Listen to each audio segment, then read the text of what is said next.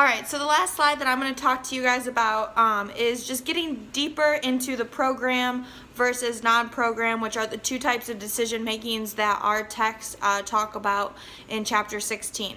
So first we're going to focus a little bit on programmed. So this idea of program versus non-program decision making is a widely adopted system by Herbert Simon. And I found that from our text this week.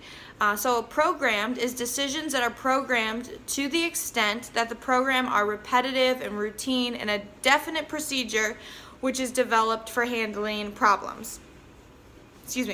So they're performed based on a set of decision-making guidelines for a company's policies, which I think is really cool to have in place. So I think about my own program and working at Olivet.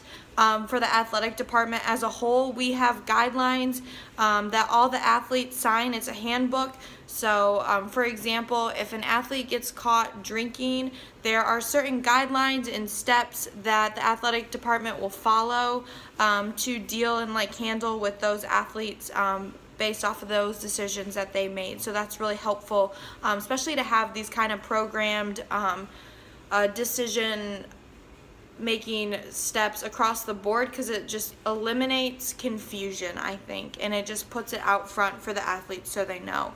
Next, I mentioned managers make these program decisions on a regular basis. So then I think deeper into my actual position, a part of the volleyball program here, and we make daily decisions on what kind of things we're going to be doing in practice, how it's going to affect our athletes, or if we have a dispute or some drama going on with our team, we're going to handle that a specific way because we have guidelines set in place for that. So they will go to their captains, and then if that doesn't resolve it, then the captains will come to the coaches, and then that individual will come with them as well. So I think it's really cool to be able to identify and have these program decisions that I can see in my own workplace. Next, we are going to talk a little bit more about the non-program decisions, which are not novel and not structured. There's no established procedure for handling problems. There's either two ways for that because of two reasons. First, it's not arisen exactly how it's been in the same manner, or two, it's very complex or extremely important. So that would kind of fall under non-programmed decision making.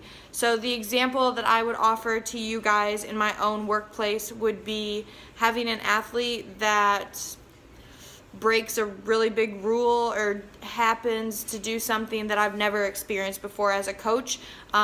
Then I wouldn't really know the steps to go about handling that situation. So I would definitely reach out to our athletic director or other coaches and be like, hey, how have you guys ever had this happen before? How did you handle it? How can we go about this? And everything. So that's a tangible example that I can think of in my own workplace.